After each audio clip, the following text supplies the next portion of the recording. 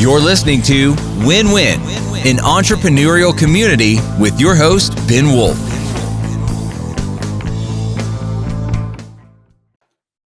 And welcome to Win-Win, an entrepreneurial community. Very excited about our guest today, who is going to share with us how fractional integrators work.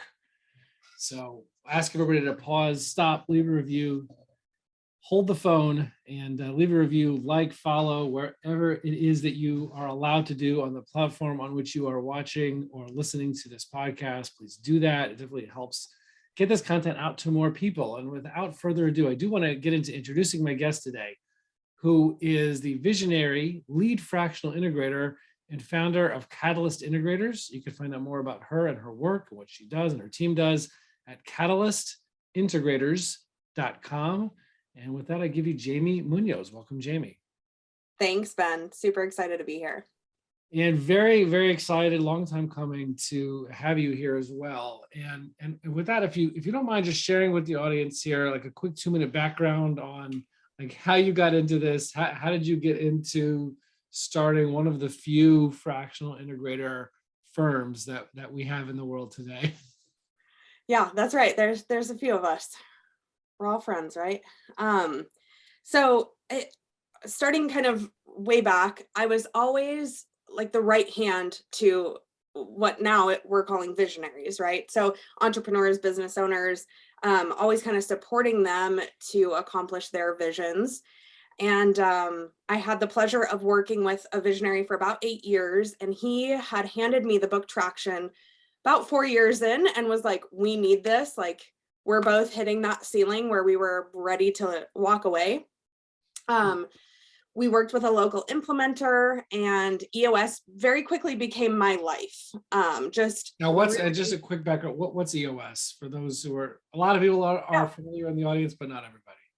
I know I'm spitting it out there, right? Yeah, I do the same thing. So EOS is the entrepreneurial operating system based on the book Traction, which you see placed behind Ben and myself over here. It's a wonderful baseline operating system, applies to any industry. It's just wonderful. It's not a technology. It's not a technology, not a software. There are softwares out there that you can plug in to kind of house and run all of your tools through EOS, but it's making sure that you have vision and goals and the right meetings and the right people and everything harmoniously in place to help you get where you want to go. So yeah. All right. Sorry for the interruption. So commercial break there. Commercial break. Saying how it became your life, EOS. Oh yes. So EOS became my life. I was the integrator for the company I was working for. So I was the right hand to the owner, the visionary. And I was also director of ops. I was also in every single seat that was ever vacated by anyone else because I knew the business. I knew where we were headed. I helped them grow from about 13 people to about 95 people.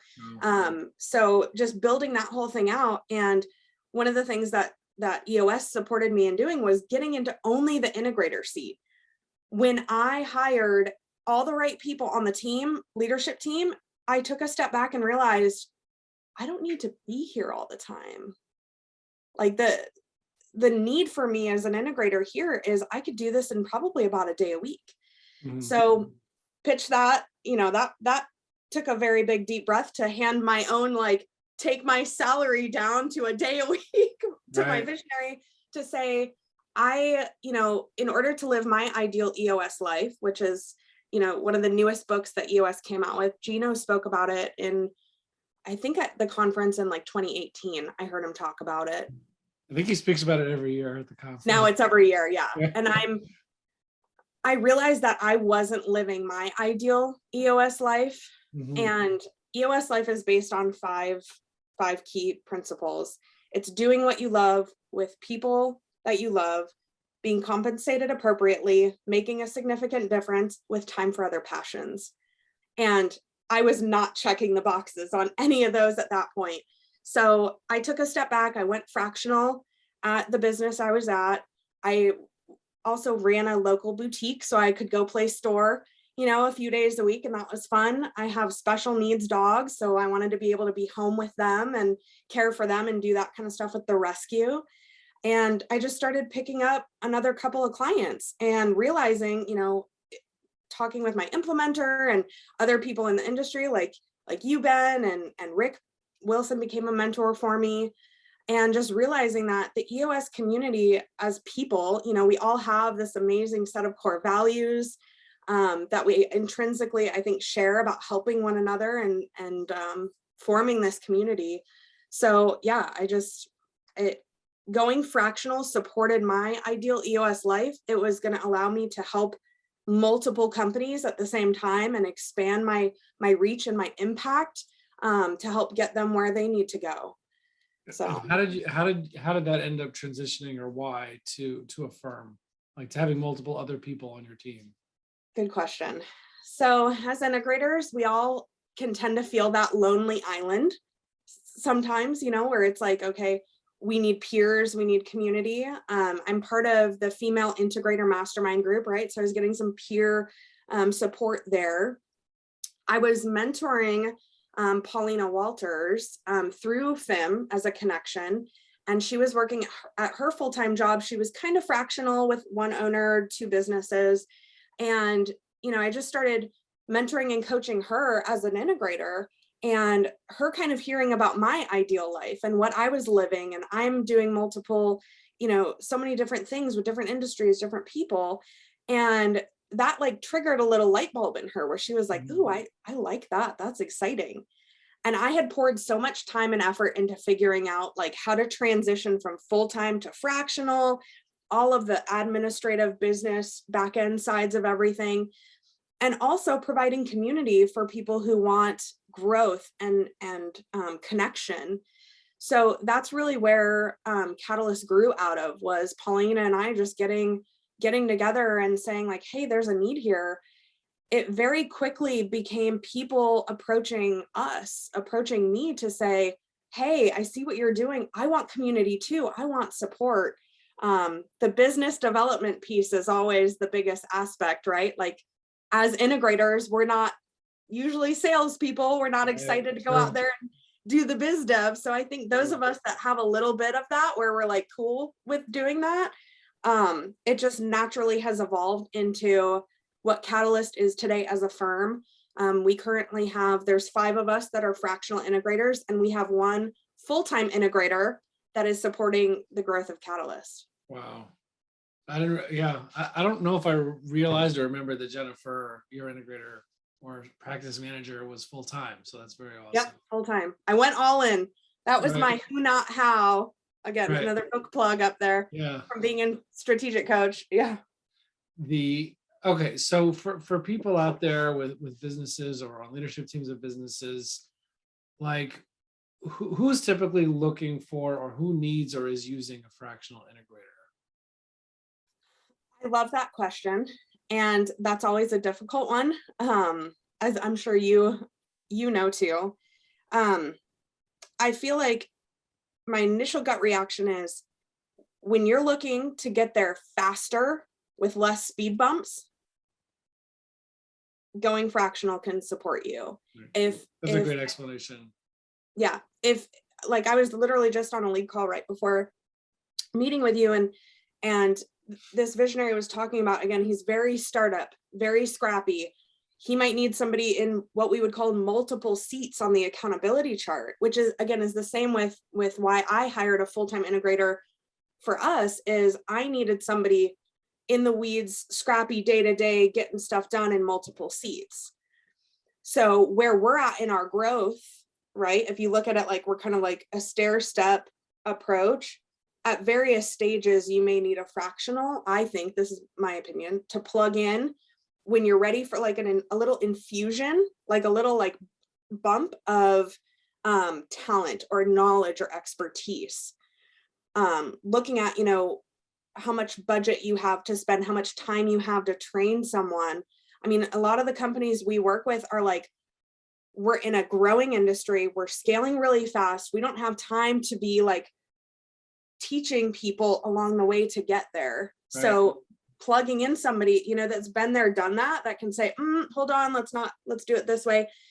And the other benefit, what's brilliant about fractionals, again, I'm preaching to the choir, is we bring in knowledge from strategic coach, from EOS, from meetings, from calls like this, from other clients where we're like, hey, this best practice just came in, or hey, are we thinking forward, thinking about, our people issues and the things that are going to happen in the future. I mean, we were all talking, a year or two ago about, hey, there's going to be a time where people are realizing that they want their ideal EOS life too. And COVID showed everyone, oh my gosh, life is short. Stuff's crazy. I want to live my life. I want to have time for my family. I want to love going to work every day and love the people I'm with. So I think that as fractionals, we were able to kind of see a lot of those writings on the wall with working with so many different clients at one time. Like, again, speaking for myself, when I was full-time integrator in my one seat, I kind of had tunnel vision into just my company. And that was my thing every day, was just in my company. So fractionals, and again, I'd love to hear your opinion on that. If you feel like it's like we have the time to like be heads up a lot more.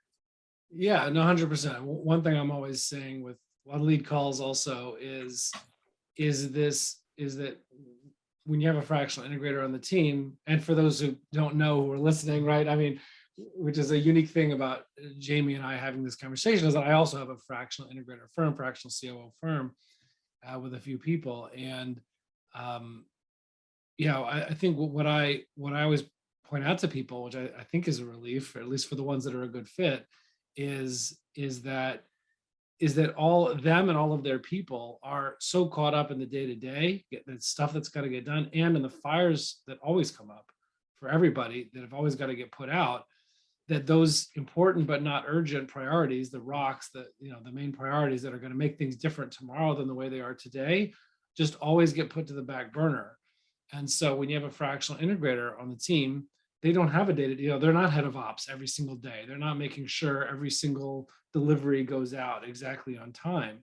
So all they're thinking about is those important but not urgent things that makes things different in the future than they are today, because they don't have that day-to-day job. So that's why. So they're coming in every week with you and just pushing you forward, pushing here, pushing there, pushing all around, to make sure things are moving forward and that the team members are moving forward, that they're moving things forward.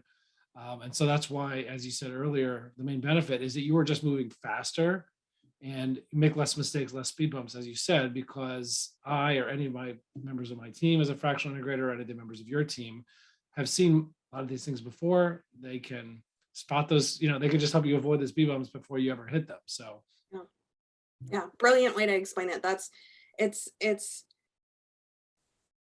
It's the timing where, like you're saying, if you are in every day and you get so heads down, weeks go by before you're like, oh crap. Right. There's stuff that we want to do in the future. And we get ourselves there. We have this plan. Right. And then, but you're fractional.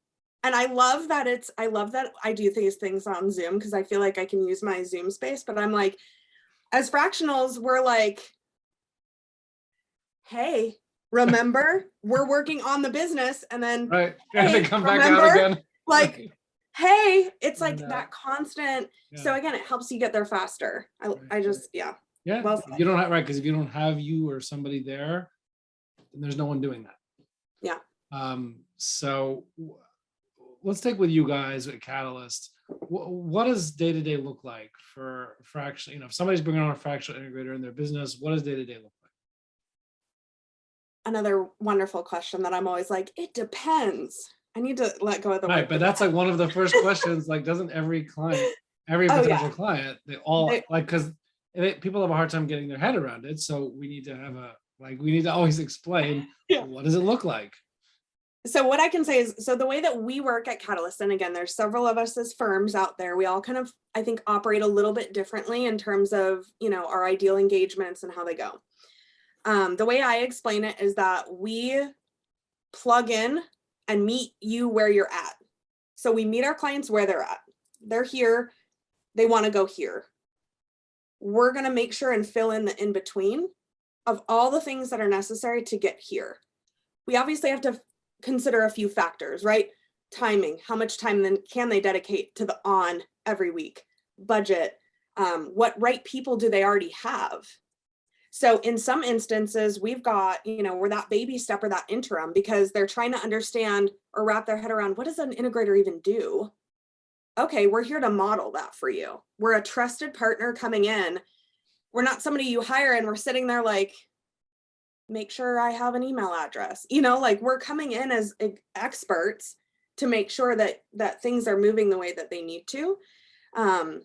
Coaching integrators. You might have an integrator already that needs support, that needs help to get some execution stuff done. Maybe they are stuck in multiple seats in the business and they need you there to kind of help. Also, the visionary integrator relationship is so important. And so many visionaries are like, I can't even wrap my head around what this integrator does or how we're supposed to interact. So figuring out all those things of where they're at, right? Like we establish where are you at and where do you want to go? And then we can advise on how we're going to plug into that. It might be for us at Catalyst, it might be an hour a week. I've got a couple clients I mentor a couple hours a month. It might be a few days a week, depending on your budget. So if that's the right fit for you, we could be there a month or two. We could be there. I've got clients I've had for 2 years. So just looking at always where you're at in terms of your operational maturity and where you want to go. We would like to position as that partner that can be there with you at every growth stage, or make the right recommendation to say, hey, you're ready for a full time, or work with this partner and recruit, or we can mentor this person in-house for the next X amount of time and get them there, and then we can exit. Like that's how we want to position as partners. To kind of circle back on your question though, we'll custom fit the engagement. We typically lead the leadership team, right? We're in weekly meetings, the right necessary weekly meetings. We typically take on rocks, which are 90-day goals in EOS, and just dependent on the need, structuring that work time and advising. We're not going to take on tasks or to-dos or things that are outside of our scope, right? Because if that's not the right long-term solution, maybe they need to hire somebody in that seat. We could do it for now, but we're not the long-term fit. We're truly plugging in and owning that integrator job description for our teams. Right. That's awesome.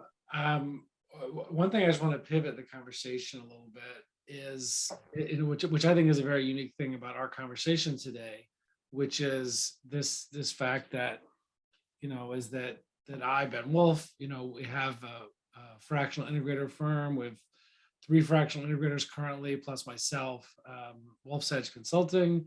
You've got Catalyst Integrators. You've got a team of, you said 5 people right now? 5 including me. 5 including you. That's in addition to your integrator, or that includes your integrator? Jennifer makes 6. Oh, that's 6, right? So you have 6 people on your team total, 5 fractional integrators, including yourself. And so it's just interesting, right? Because we're technically, quote unquote, competitors, using air quotes for those who can't see on the podcast. And so for people who don't know us, I mean, we refer clients to each other. We talk, we learn, if you're learning things or I'm learning things about the industry or interesting things that we think the other one would want to know, or like talking, sharing with each other, collaborating on some things. So it's just kind of strange for some people to imagine the idea of, competitors who were head to head on many, or some engagements, potential engagements.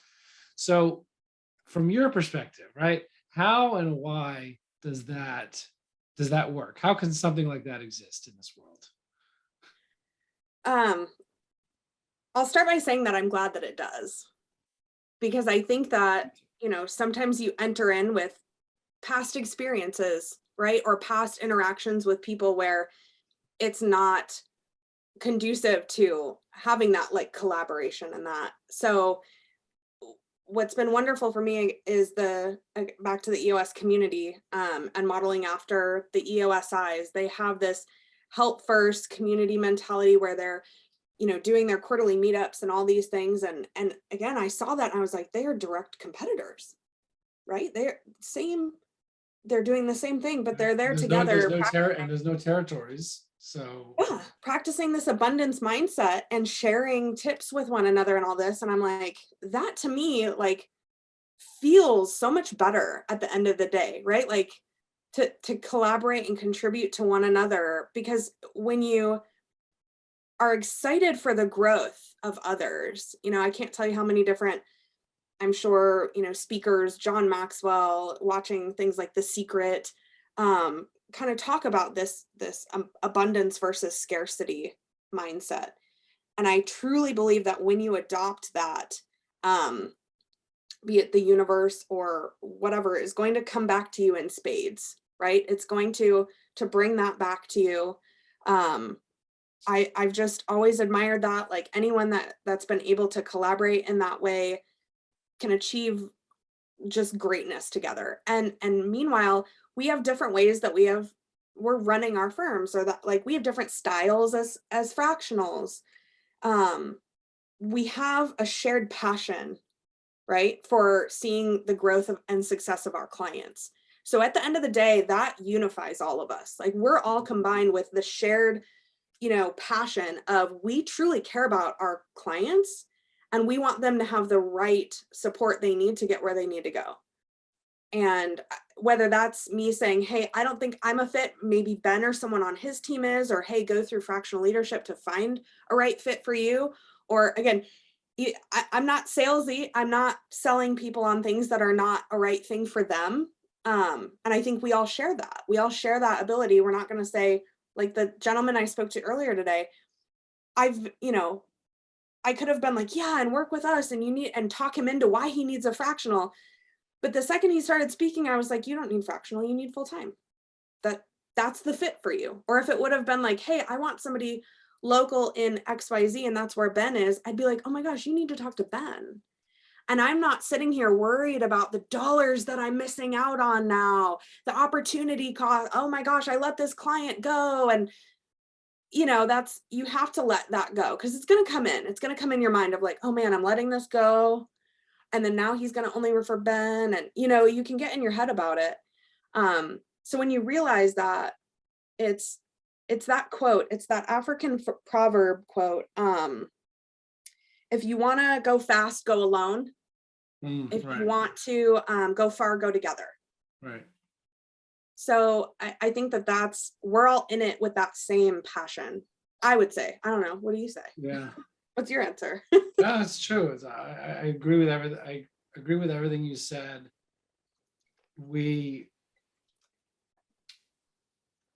There's instances that come up, where you could say, like, I could do this, like, I could make it work, or I could do this, but somebody else is a better fit. Yeah, I mean, I agree with what you said about karma, or I don't know, whatever you want to call it, that if you're doing good things, it's going to come back to you. And ultimately, I don't know, there's something chemistry wise, or there's just a feeling, and I believe in divine providence, and based on my belief in God. And, is that, and even if somebody's in a bad mood one day and it causes them to like connect with one person and not another, like that's meant to be. Like there's some reason why it works out the way it does. And so if somebody talks to 3 people and they connect with someone else more than me, that means they're a better fit than me, or than someone on my team. And so, yeah, I mean, look, I certainly would just echo everything that you said. And for other people, now they have their own businesses, right? They're not doing specifically what we do. Like maybe they have a marketing firm, and there are lots of marketing firms. Maybe no one like them, but there's lots of marketing firms. Or you have a HVAC firm, or a florist shop, or I don't know, tech developers, whatever. I mean, there's so many different kinds of companies, a SaaS company. So what payment processors, whatever.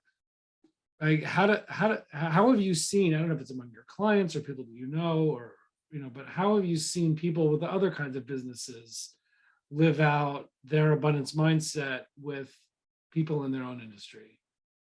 That's wonderful. To be honest, I wish you would see it more.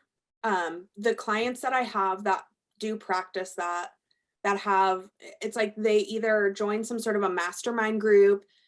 We have a lot of clients in the e-commerce industry, and so they kind of band together, whether they sell the same product or not, it doesn't really matter. You know, their platform is Amazon, right? And then that's where they sell. And so that kind of, while they may be direct competition, if they're selling something like supplements, you know, they're all selling a vitamin C supplement. I think they practice that abundance mindset and realize there's plenty out there for all of us. I mean, as long as we're like top of the page, you know, above the whatever, then we're good. So it's, they come together, they meet, you know, one of my visionaries, he leads a mastermind group of all his peers, and they meet quarterly and get together in person and have team building and best practices sharing and all this stuff. And then they go off and work with their own companies and are proud of one another, right? And high-fiving one another when somebody just got this amazing multiplier to sell their business or whatever's going on. And, you know, that it's that I think you feel happier and more fulfilled in life when you are generally happy for others and wanting to see others succeed. I think it's a much better place to be. So yeah, to answer your question, I specifically have that one client who does the mastermind of his industry, and wonderful. Right. Yeah, 100%. I think, you know, and I think for those who are not super familiar with the difference between a abundance mindset versus a scarcity mindset is, you know, is that a scarcity mindset comes from this kind of what I believe to be small-minded attitude that there is a limited size of the pie. There's a limited amount of resources or clients or money for people in your industry or whatever that is available, and you have to fight other people for your share of the pie. And anything you take comes at the expense of someone else, and anything that they take comes at your expense. And I believe that if everyone thinks that way, it will make it true. But that it doesn't have to be that way, and it is not inherently that way. The size of the pie is not predetermined. It's not a zero-sum game. And that, you know, I was talking to my daughter about this. We were on Barbados last week on vacation, and you know, we're giving an example of, like, let's say 5 florists in a town, and they all, you know, view each other very territorially and competitively. Then yeah, there is a limited size pie. But imagine if the 5 of them got together and they took out an ad for like the best florists in Millburg. I'm just making up the name of a city, you know, and with all of them listed, or some kind of hotline, and it goes to all of them or something. Then they can have never afforded that ad individually with their own individual businesses, but together they can afford to do it, and they can increase the exposure of wedding floral arrangements or something, whatever it is, to more people, you know, who wouldn't have thought of it before. And they increase the size of the pie, for which benefits all of them. And, you know, I think anybody in any industry, unless it truly is a contracting industry, like it's, you know, buggy whips or something that you're trying to sell on your e-commerce, you know, maybe is more limited, but it's, you know, I definitely think that can look, and you mentioned mastermind groups with your client. I mean, it's something that can look all different ways for different people, but I think that we could all find a way to express that with our frenemies, our competitors, our friends, you know. Well, it's having, I mean, now, if you think of it, you just expanded your trusted network where with today's supply chain issues and all these things, I mean, say you are in manufacturing and you hit some sort of something where you're out of a certain material, but one of your buddies, you know, who owns that other company has it on their shelves and they don't have any jobs for it right now. Maybe you can buy it from them, or you have, you know, and this used to happen to us when I was in large format printing. Like, we would hit huge jobs where we're at capacity to produce. So you bring in other printers. Some other shop, we're like, we can outsource this to them. They don't have a lot going on, right? It's, you know, not to pun on the title of the win-win, but it's the win-win, right? Right. giving them some work and some. That's why the podcast is called that, by the way. Yeah. Brilliant. Right. Yeah, 100%. And, also like if saying like, oh, this client will be a better fit for Jamie. So then Jamie gets a client, it's like, oh gosh, that's so nice of Ben. He thought of me, and then the next time is like, oh, you know what, this client will be a good fit for Ben. And then again, the client, so that's helping both of us. And then the clients are more impressed. They're like, wow, look, they refer me to a competitor. So first of all, they're probably referring to you, not just whoever they ended up using, because they had such a great experience with, wow, they really cared about what was best for me. So they're giving referrals to you too. And they just have a great feeling about both of you and about the whole industry. And they're referring and telling their friends about it. And again, it's just all increasing the size of the pie. Yeah, you're building those relationships and you're showing that you truly care about people, right? It's like at the end of the day, I truly care about you and your company and your clients. I care for that. And when you approach it in that way, it comes off very authentic, right? You don't have to be an amazing salesperson because people can see that you're a genuine, authentic human that wants them to be successful. And again, who knows? It's this whole law of attraction. And then they are at dinner with their friends the next night and they randomly mention you because they're like, wow, I had this really refreshing call with someone who wasn't just trying to sell me on them. They sold me the right thing. And then their friends are sitting there like, oh, wow, I actually know somebody who owns XYZ company that could use help. And they're where they're at. Like, just, it's the concept of like Yelp reviews, right? Like people usually want to talk about like when you have an amazing experience, like you're going to go tell 3 or 4 of your friends, like this amazing thing happened. But usually people talk about the bad stuff even more, right? They're like putting it on there, like this terrible, terrible thing happened. Wouldn't it be brilliant if it like was flipped? If it was like, we talked more about the wonderful experience that we have and we can really, like savor that and live in that. And then also want that to be contagious for other people. Changing the world one win at a time. Right, 100%. Yeah, look, I really, really appreciate this conversation. I think it was needed, and I think it's great that we're able to have it. And again, people can learn about, if you think that a fractional integrator could be right for you, reach out to Jamie and her team at catalystintegrators.com. Obviously, you can reach out to me and my team, wolfsedgeconsulting.com as well. And look us up, learn more, whatever it is, or just reach out. But, really appreciate you coming on, Jamie. Thanks for having me, Ben. It's always good to hang out and talk with you anytime. Indeed it is for me too. And I appreciate you coming out, and we'll see everybody else on the other side. Thank you. You're listening to Win-Win, an entrepreneurial community with your host, Ben Wolf.